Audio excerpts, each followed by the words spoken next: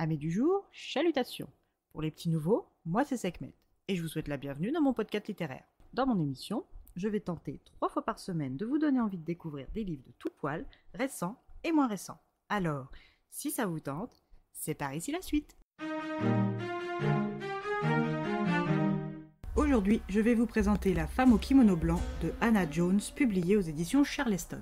Dans ce roman, nous allons remonter le temps jusqu'en 1957 et faire la rencontre de la jeune Nakamura Naoko, 17 ans. Cette demoiselle japonaise est issue d'une famille aisée et doit se marier prochainement. Naoko est une jeune femme résolument moderne qui rêve d'émancipation. Son père était avant la guerre à la tête d'un empire de l'import-export, mais depuis la fin de la guerre, il peine chaque année un peu plus à maintenir sa famille à flot. Naoko a vu la maison familiale pleine de domestiques se vider peu à peu et comprend la situation délicate dans laquelle sa famille se trouve, mais elle est loin de la réalité. Son frère aîné Taro est un militant anti-américain et lutte pour que son pays, son père et sa famille retrouvent sa suprématie d'antan. Kenji, le petit dernier, est tout l'inverse. À 9 ans, il n'a pas connu le Japon d'avant-guerre et est attiré par les sirènes de la modernité. Oka-Hasan, en tant qu'épouse et mère, reste à sa place et se contente de survivre, en étant le plus docile et servile possible afin de cacher ses pensées véritables. Naoko est tombée amoureuse de Hajime, un militaire américain déployé sur la péninsule nippone par son gouvernement. D'après Naoko, il est un savant mélange entre Elvis et James Dean, le tout rehaussé par de magnifiques yeux bleus. Elle sait pertinemment que son père va s'opposer à ses fiançailles avec Hajime, mais elle souhaite tout de même qu'il rencontre l'élu de son cœur. Après de laborieuses négociations, elle a réussi. Hajime pourra se présenter officiellement à sa famille, dont sa sévère grand-mère, lors d'une cérémonie du thé. Naoko est ravie, mais sait que rien n'est gagné, car elle a volontairement omis de préciser que son amoureux n'est pas japonais. Elle sait que si elle l'avait fait, jamais cette rencontre ne pourrait avoir lieu. Elle espère qu'Hajime saura les convaincre de lui laisser une chance. Naoko et Hajime s'entraînent jusqu'à la dernière ligne droite. Le jour venu, pas même le temps pour le jeune homme de s'incliner, encore moins d'éprouver son japonais hésitant, que son père, son aîné et sa grand-mère se braquent et le chassent de devant la propriété. Naoko accuse le coup, Hajime accepte ce rejet, mais n'abandonne pas l'idée de lui passer la bague au doigt, même si le monde semble être contre eux. Naoko rejoint sa famille et subit les foudres de ses aînés sans broncher.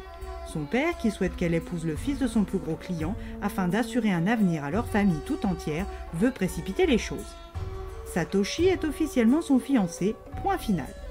Naoko n'apprécie pas l'idée car son cœur est pris, même si Satoshi et elle se connaissent depuis toujours. Il est séduisant, courtois, prévenant et gentil. Mais elle n'est pas amoureuse de lui et elle veut faire un mariage d'amour. Naoko et Hajime se sont déjà bibliquement aimés, et la jeune femme a du retard dans ses cycles lunaires, ce qui la motive encore plus à lutter pour que sa famille accepte son fiancé américain. Oka-Hasan est peut-être la seule à pouvoir l'aider. Elle tente le tout pour le tout en lui ouvrant son cœur, sans grand succès. Son mulet de père est plus têtu qu'un rocher, et est encouragé par les graines de la haine de Taro. Un matin avant que les premiers rayons de soleil ne se lèvent, Naoko est réveillée par sa mère. Son instinct maternel, sa connaissance de sa fille, ainsi que les confidences de la meilleure amie de celle-ci, font que grand-mère et elle sont au courant de sa possible grossesse. Elle lui offre une porte de sortie, un choix. Elle a caché pour elle une valise sur le chemin de l'école contenant ses affaires. Elle peut la prendre, épouser Hajime, donner naissance à cet enfant et ne plus jamais revenir, avec pour seule compagnie familiale son amour maternel en ombre. Ou aller au lycée comme d'habitude et se faire aider par les 2 femmes pour effacer son erreur de jugement sans jamais se le voir reprocher.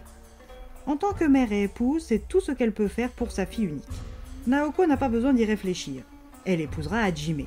Quand ce dernier retrouve sa promise avec une valise, il fait fi de l'absence de consentement de son supérieur et épouse Naoko lors d'une cérémonie officieuse placée sous la protection des dieux et des habitants du hameau où ils vont loger.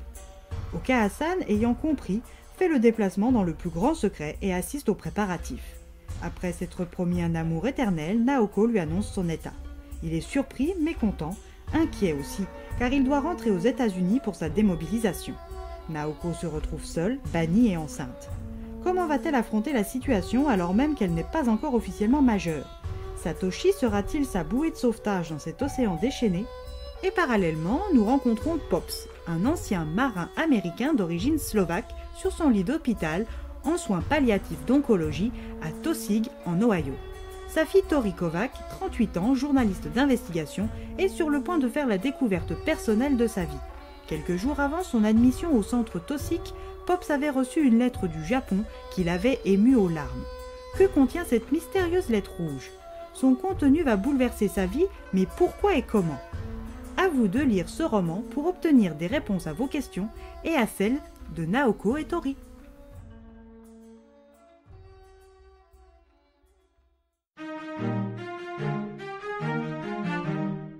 Un livre qui se lit d'une traite sans difficulté. Bien que fictive, cette histoire reste touchante et parsemée de réalités historiques. Un vrai petit bonbon. Et bien voilà, j'en ai fini pour aujourd'hui. J'espère que cet épisode vous aura plu et vous aura donné des nouvelles idées de lecture. Si vous souhaitez découvrir d'autres petits bonbons littéraires tout droit sortis de ma bibliothèque, je vous retrouve le jeudi 16 janvier prochain pour un nouvel épisode. Et si d'ici là je vous manque de trop, vous connaissez le chemin sur Instagram, @leslecturesdeSekhmet. Sur ce, chalut les amis, et à la prochaine!